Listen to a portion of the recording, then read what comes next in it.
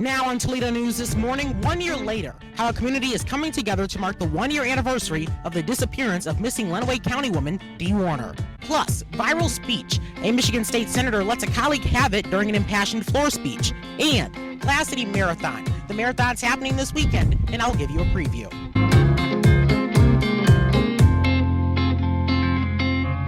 Good Saturday morning. My name is Jaden Jefferson, and welcome to Toledo News this morning. It has been exactly 1 year since the disappearance of missing Lenawee County woman Dee Warner, as another case here in the Glass City remains unsolved.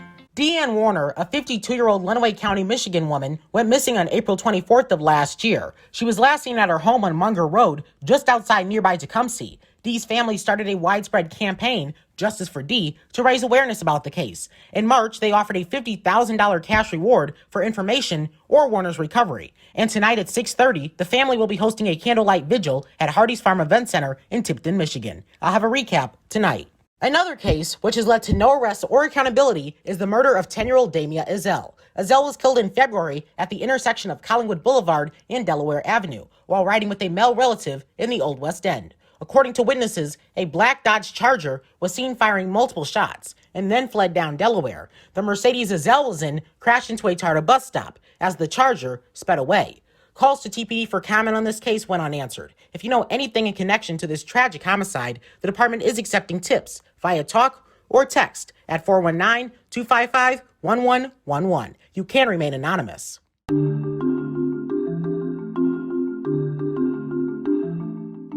Now taking a look at traffic, Reynolds Road at the Heather Downs Boulevard intersection will undergo overnight lane restrictions for signal upgrades and resurfacing through August. This weekend is for you 80s lovers, and no, I'm not talking about the decade, I'm talking temps. The latest forecast shows the possibility of the Glass City making it to the 80s, both today and Sunday. So hopefully you get the chance to enjoy it, and maybe even by poolside. Tuesday, Republican U.S. Senate candidate Matt Dolan made a stop in downtown Bowling Green to chat with potential voters. Chatting with me one-on-one, Dolan said he believes in increasing support for law enforcement and will leave the door open for police reform to happen. He discussed his hopes for the state of Ohio, experience working on the state level, and thoughts on the Republican Party post-Trump. Where are we as Republicans? Are we ready to look forward, or are we deciding we're going to go look backwards? And in one of the debates we've had, a question was asked of all of us. Raise your hand if you think it's time for Republicans to move on from 2020. Well, folks, I raised my hand and not a single other person on that stage raised their hand.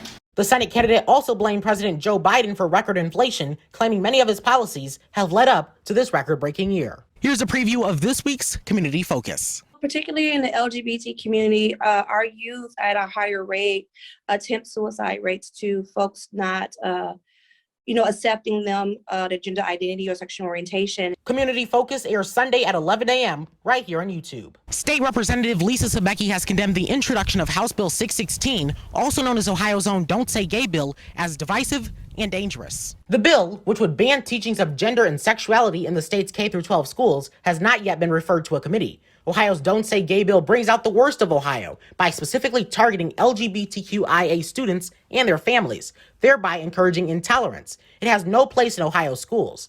This bill is the exact opposite of the type of bills Ohioans expect their elected officials to consider. A statement from Sebecki read in part. I learned that service was far more important than performative nonsense like being seen in the same pew every Sunday or writing Christian in your Twitter bio and using that as a shield to target and marginalize already marginalized people. It's the floor speech that went viral. Michigan State Senator Mallory McMurrow of Royal Oak responds to a bizarre fundraising email sent out by one of her Republican colleagues, Senator Lena Theis, claiming McMurrow and other Democrats want to groom and sexualize kindergartners.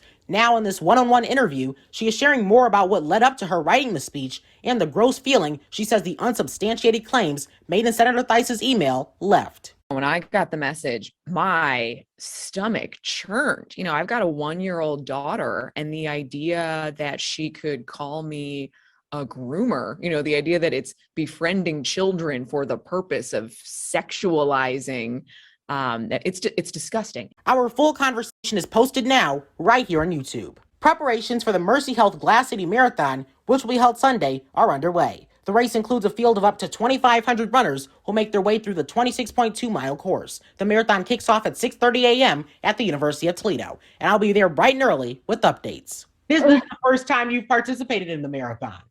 This is my first time in this marathon, yes. I am hoping to finish with a good enough pace time. So just to be kind of right in the middle of everybody. And what are your goals? What were some of the reasons why you decided to participate? I actually did my first 5K back in October. I turned out to love it. And I had a major surgery in November, kind of set me back a little bit. And then I battle with Crohn's disease. So it's basically to reach goals for myself, to show myself that even with the challenges in life, that I can overcome them and do what I want to do. What is your message to others who will be participating and, that this may be their first time participating and they're kind of, they don't have that confidence in themselves just yet? You showed up. That's the most important. You showed up today. Go out there, give it your best, but just know that whatever time you come in, as long as you cross that finish line, you've accomplished a goal. You set an achievement and you made that achievement just by crossing.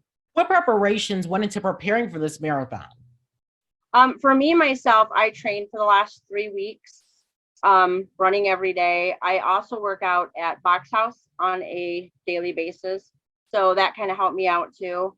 So just training, running every day and just getting my body ready for it. Nutrition was a big one too. What were your initial expectations when deciding, I'm going to enter into this, and what were you expecting at that point? At that point, I was excited, very excited to do it. Now the nerves are setting in, very nervous. This is the first big race that I've been to like this. So I'm nervous. What does your family think about this so far? Because I'm sure they'll be out there supporting you as well. Yes, they will. They're very proud of me. My boyfriend is extremely proud of me. He is probably my biggest motivational person. He pushes me and just, believes in me. And that's important, to have people who believe in you. That is definitely important. And good luck to all the runners that are going to be out here this weekend, because I know for a fact that I even, when I would grow up and want to run a marathon, it definitely wouldn't be the Glass City Marathon. It would have to be something much shorter. Instead of 26.2 miles, it would have to be 26.2 feet for me. So I applaud you. Thank you. Thank you. I appreciate it. And of course, to find out more about the Glass City Marathon, you can visit their website now to find all that important information about the big day.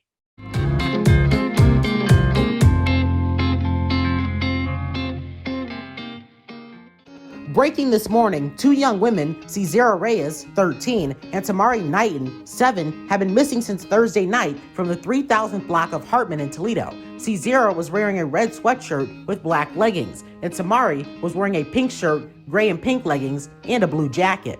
Anyone with any information about their whereabouts is asked to call or text Crime Stoppers at 419-255-1111.